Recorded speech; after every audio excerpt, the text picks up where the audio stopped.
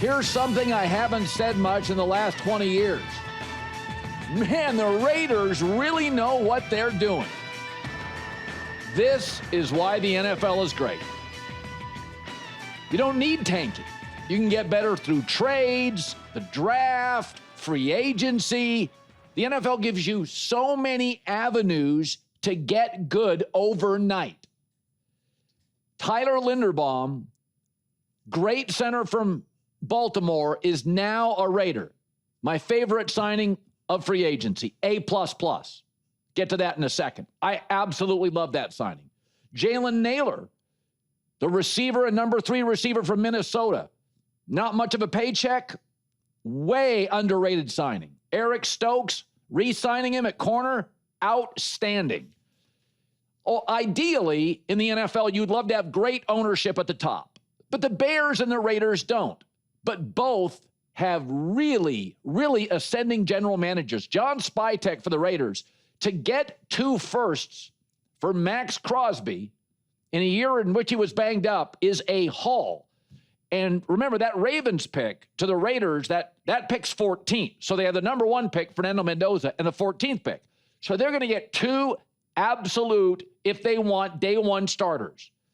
Not to mention, and this is what's great.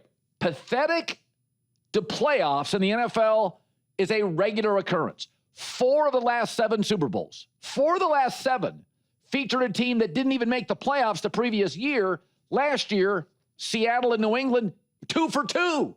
No other league can do that. If you are lousy perpetually in this league, like Cleveland and the Jets, it is all self-inflicted.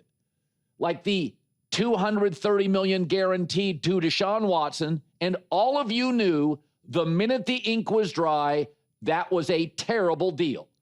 Have you also noticed what the Raiders are doing? And this is not a coincidence. They are signing players from winning organizations like the Eagles and the Ravens and the Bills and the Packers. They're taking people from winning cultures. Okay. Now, there is some dumb money in free agency. You can kind of see it, and it's obvious. I think Zion Johnson from Cleveland getting $50 million. Chargers just let him walk. That was the worst guard, center guard experience in the entire league. And gosh, what a shock. Cleveland overpaid for it. So, or the Jets last season, given a couple of years and $40 million to Justin Fields, probably wasn't going to work out. But I feel like when I'm watching the Raiders this offseason, I am watching what the Bears did last offseason. Go get a sharp, respected young offensive coach for your young quarterback. Get a Pro Bowl level center to call the audibles, most underrated position in the sport. Go grab a receiver or 2, if you can find them in the league, or draft them. Give your young quarterback a complement of receivers or tight ends. And I'm telling you, since the Maxx Crosby deal on Friday, the Raiders have had the most positive, uplifting 5 days that I can remember in forever, 20-plus years. I mean, when Fernando Mendoza, a month and a half, 2 months ago, you're thinking, oh, that poor kid's going to the Raiders. Now, I've got Brock Bowers, best young tight end in football, Tyler Linderbaum, probably the second best center in the league after Creed Humphrey in Kansas City. I've got an offensive coach, and I'm looking at Fernando Mendoza thinking, oh, this could work. I honestly feel the Raiders feel like that buddy you have that's like 37 years old and finally has his act together. He's no longer sleeping on people's couches. He has a job, a girlfriend, and a 401k, and can buy his own airline tickets. His parents don't have to do it for him. It's like, buddy, you finally got it together. It took a while. I mean, I've been waiting for it. I'm not going to let you sleep on my couch for another week. Okay, here's something else I don't say very often. Here's something else I don't say very often. Yeah, I love what the Dolphins did. Raiders and the Dolphins. What's happening? Malik Willis at only $22 million. Here's why I love it. Because the new coach of Miami, Jeff Hafley, watched the last 2 years Malik Willis at practice, around teammates, in camp, being inserted into games. And the new GM of the Dolphins also comes from Green Bay. So this is not buying something off a used car lot where you don't know if they messed around with the odometer. They have watched him in games, at practice, with teammates, his work ethic, and Hafley, the new coach, and the new GM, Green Bay to Miami, both said, yeah, we got to go get that guy. And at $22 million, it's a bargain. People say, well, I mean, he's only had a handful of starts. Folks, how many starts did you need to know that Zach Wilson wasn't going to work? By the end of his second game, in which he had 4 picks, I'm like, didn't like him coming in, not going to work. It doesn't take that. How long did it take to watch Justin Herbert? First NFL game. The doctor for the Chargers makes a mistake. Tyrod Taylor can't play. They insert Justin Herbert in the game.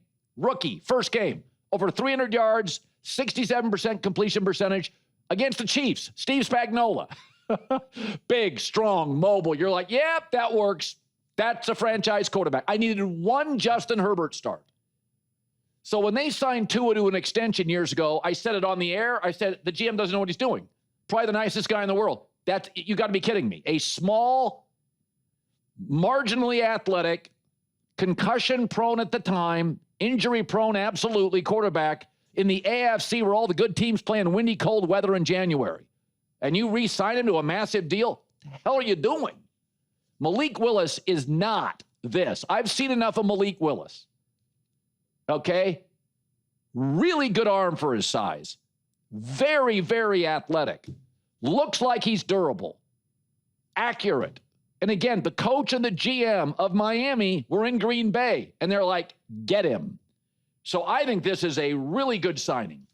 And, you know, people can just keep, well, I mean, you haven't seen that. I was first date with my wife, 7-8 minutes in, I'm like, yeah, that's the one. It just doesn't take that. I've been saying this about those music shows. I don't know anything about music. I can watch The Voice or America's Got Talent. You can tell 2 lyrics in. You're like, that is a hack. Or, oh, that's somebody that could get a record deal. And I don't know anything about music. So all I know when I see Malik Willis, arm, athleticism, you know he's got a good work ethic or Hafley's not bringing him down. Here's Matt Hasselbeck. I remember when he came out, a lot of people liked him. Some people didn't. And, you know, I remember he was the 3rd string quarterback in Tennessee and he was an afterthought. And it was about Will Levis and Mason Rudolph and these guys. And, you know, clearly your environment does matter. And I think Malik is a great example of a guy that plays within the system, has great coaching around him, and clearly is a problem for defenses. Yeah, I got 6 starts. I think you saw him get inserted into a game, you know, which means that week he's getting no reps with the number 1 offense, gets inserted into a game, and you're like, wow, he's good. You saw him get moved from Tennessee to Green Bay in August, and they inserted him immediately into the offense, and he was really good in 1 game. And you say, well, Green Bay's got good coaching. Are you kidding me? Every time I bring up Matt LaFleur, everybody wants him fired in Wisconsin. You tell me you don't like the coaching in Green Bay, and now you tell me you don't like Malik Willis. Well, why is he so good? He's either good or the coaching's great in Green Bay.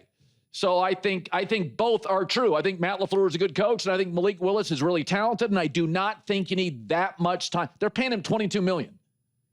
I mean, here's all you need to know about the Dolphins. Look at the dead money for the next 2 years they have to incur moving off Tua. So anybody that says, well, they're both a little undersized, this kid's the opposite of Tua. He's wildly dynamic athletically. He's got a big, big arm and plays without any fear as far as I can tell. Sometimes the smaller quarterbacks, they don't want to get hit. I don't see it with this kid. So, I mean, he was the number 2 quarterback last season, according to PFF, only behind Matt Stafford. So, you know, when people say, well, I haven't seen a lot of him, if you only draft and develop or acquire quarterbacks that everybody's seen a lot of, you get into bidding wars, right? Like, it's like NIL. If you want the best quarterback in college football and everybody else knows he's great, you got to spend $7 million. You do what the Indiana Hoosiers did, and you go get Fernando Mendoza from Cal, and there's no bidding war, and you get him for a reasonable price.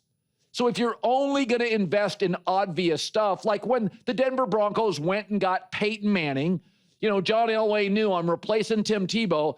They're like 7 teams wanted Peyton Manning. That's what's going to cost you. But to get a Darnold from Minnesota, Baker Mayfield down in Tampa, great success stories. Malik Willis to Miami. I mean, if you want to get into bidding wars for every quarterback, good luck. But I think the price tag, the player, the fit, Raiders, Dolphins. It is a new day in the NFL.